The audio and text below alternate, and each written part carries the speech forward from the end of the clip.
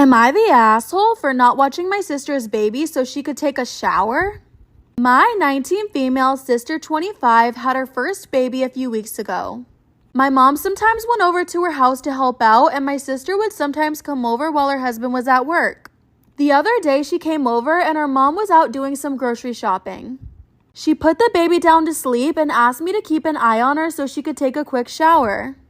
I told her that wasn't my responsibility, and she told me that I didn't have to stay with the baby but only check on them. So that I would know they were awake. I told her she can wait till mom came home and reminded her she chose to have a baby. Am I the asshole for not watching my sister's baby so she could take a shower? So once again, usually my mom would be the one to watch the baby, but she wasn't home. She asked me if I would watch the baby while she took a quick shower, and I told her it wasn't my responsibility. She then said I didn't have to stay with the baby, but just check on the baby to make sure they were asleep. I told her she can wait till mom came home to shower and reminded her that she chose to have a baby, not me. She got upset and left to go check on her baby again. My mom came home and went to check on my sister, and she later got mad at me asking why I didn't just help my sister. She can't expect me to take care of someone else's baby. Story time about how I got my ex-toxic best friend jumped. So a little background information, I was 16 and a sophomore in high school. And like any of these toxic best friend story times, she was super jealous of me for literally no reason. She would literally try to be better than me in everything. Like when I did a sport or a club, she would join immediately right after. And it wasn't I'm gonna join my best friend. No, it was I'm gonna join so that way I can show her that I'm better than her. For example, in 6th grade, I was captain on the volleyball team, and she decided that she was going to try out her sophomore year. She played it off as if she just wanted to try it out, but then I got announced captain, and she was pissed off when she heard that. She literally blocked me on everything, and she came from a super wealthy family, so she was used to getting whatever she wanted. And my whole friend group would literally tell me, you need to stop being friends with her, she's toxic, she's this, she's that. The only thing that stopped me from being friends with her was the blackmail, like for Part 2 about how I got my toxic ex-best friend jumped. So like I said, the only thing that was stopping me from not being her friend was the blackmail that she had. Every time that I pissed her off, or even just randomly, she would be like, oh, I'm going to send this out. I'm going to expose you. She was just overall a shitty friend. So I had an exposing account on Instagram where I would expose people in my class. It got banned, but she DM'd the account the blackmail. Little did she know it was literally me who was running it. Obviously, I didn't post it, but I showed one of my friends, and we kind of made a plan to get rid of the blackmail. So my birthday was coming up, and I was going to Disney, and my mom said that I could invite 2 friends. Originally, I wasn't going to invite Tessa, but since I had this plan, I invited her and one of my other friends. On the 3rd night, my friend and I decided to take our plan into action. Tessa was sleeping, so I went on her phone, and I went and deleted all the pictures, like for Part 3. Part 3 about how I got my toxic ex-best friend jumped. So like I said, on the 3rd night, she was sleeping, so we went on her phone. I deleted all of the blackmail that she had on me, and I even went a step further and screenshotted all of the nudes that she was sending back and forth with older guys, and these guys were way older than her, like way older. And I sent them to myself and deleted the text off of her phone. Fast forward, we drop her off at her house. I stay over my friend's house, and we decide that we're going to post everything to my exposing page. And we also came up with a really good idea. Why not send this to Tessa's parents? So we sent them to her parents. And guys, when I tell you this exposing page had so many people on it, it really did. Somebody was like, OMG, like, please send a face reveal, like, I won't tell anybody. So what did I do? I sent a picture of Tessa, and that person posted it to their Snapchat story. Fast forward to the first day of school. We're outside for gym class, and 3 girls beat her out.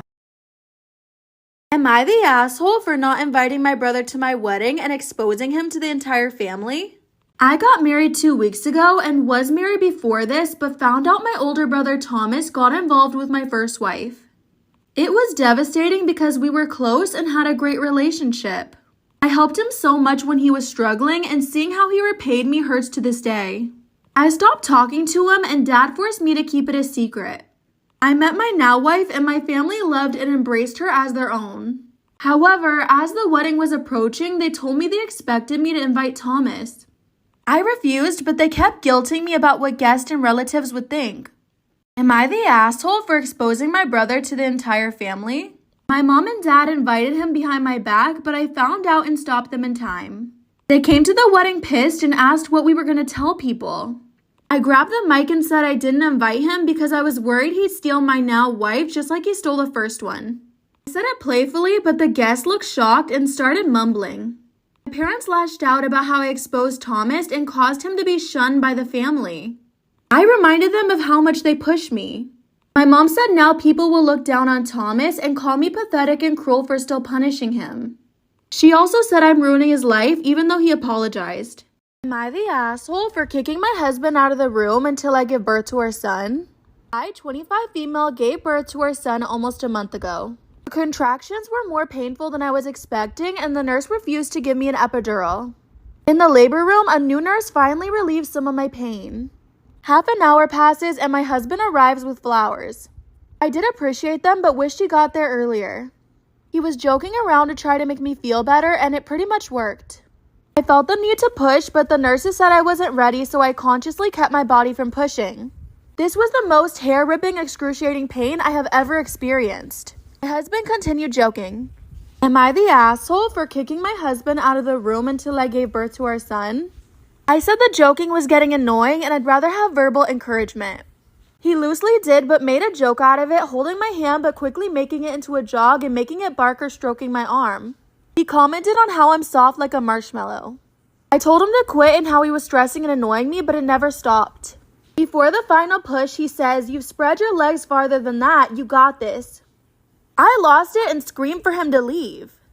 The birth went smoothly, but once I saw my husband again, he was livid. He called me a bitch for taking the moment away from him, and ever since I got home, he's ignoring both of us. Am I the asshole for telling my stepmom she can use the missing child support to fund my part of my dad's gift? My 18 male dad left my mom when I was 6. 4 years ago, he met and married my stepmom, Ida. She had 3 kids from previous marriage that my dad loved to parent instead of me. After they got together, I saw him at best 7 to 8 times every year because they moved 5 hours away. A year later, he had a change of heart and demanded his 50-50 custody, which made me miserable. He built a room for me and tried to fill the missing years with new gifts and even planned a big party for my 12th birthday. At 13, I stopped going to his place. For me, he wasn't my dad. Am I the asshole for telling my stepmom she can use missing child support to fund my dad's gift? My mom's brother took me in as one of his boys, and mom and I moved back to my grandparents' place.